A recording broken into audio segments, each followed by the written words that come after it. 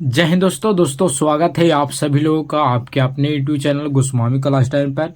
दोस्तों उम्मीद करेंगे कि आप लोग बढ़िया होंगे, मस्त होंगे, स्वस्थ होंगे और अपने पढ़ाई में अच्छे तरीक़ा से व्यस्त होंगे।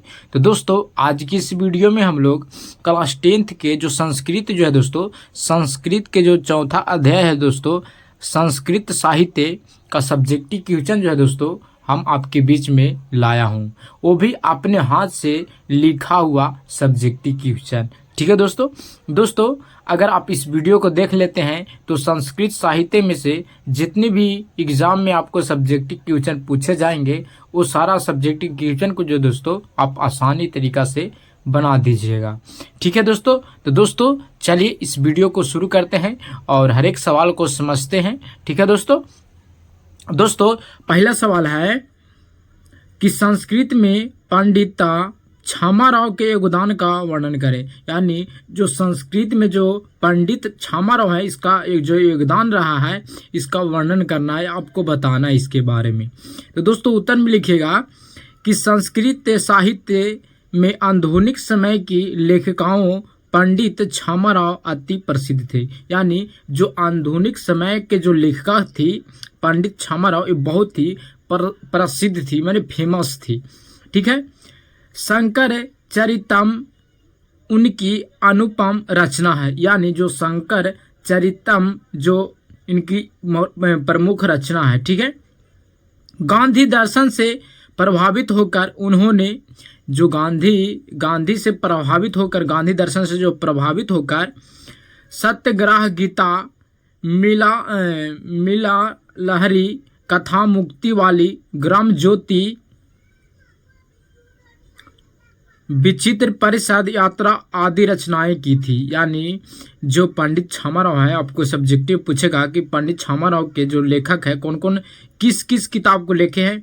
तो पहला होता सत्याग्रह गीता, फिर मीरा लहरी कथा मुक्त वाली ग्राम ज्योति विचित्र परिषद यात्रा आदि रचना की है, ये सब के लिखी है।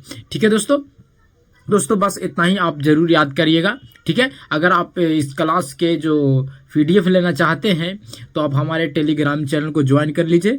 उस पर जो है दोस्तों हम क्लास ख़त्म होने के बाद PDF को डाल देते हैं। ठीक है तो दोस्तों उम्मीद करेंगे कि आपको पहला सवाल आसानी से समझ में आ गया होगा। अब हम लोग चलते हैं दूसरा सवाल पर। दोस्तों दूसरा सवाल है कि संस्कृत साहित्य में दक्षिण भारतीय महिलाओं के योगदानों का वर्णन करें। यानी जो संस्कृत साहित्य जो पाठ है दोस्तों उसमें दक्षिण भारतीय जो महिला है उसका क्या क्या योगदान रहा है उसके बारे में आपको बताना है।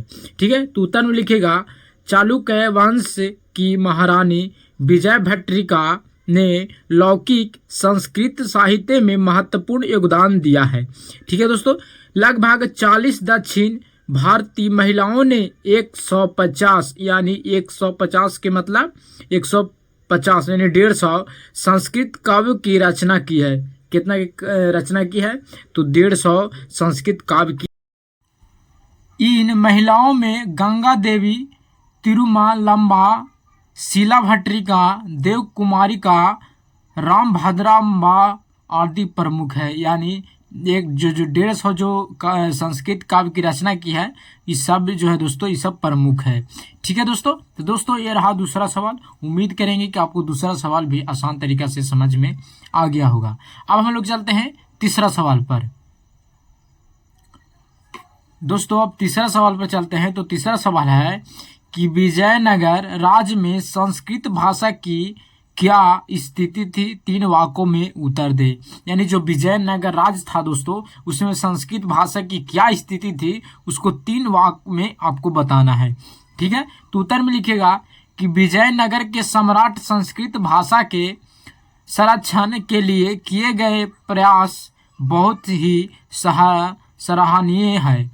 उनके अंतःपुर में भी संस्कृत रचना में कुशल रानियां थी।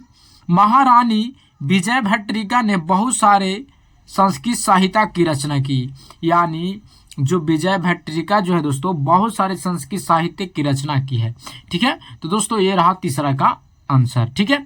अब हम लोग चलते हैं चौथा सवाल पर। दोस्तों चौथा सवाल है कि संस्कृत साहित्य लेख का पाठ से हमें क्या संदेश मिलता है।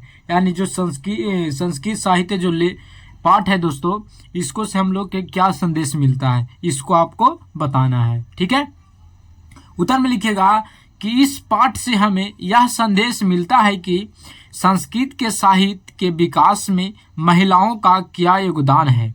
संस्कृत भाषा के समृद्धि में पुरुषों के समान महिलाएं भी चलती रही है।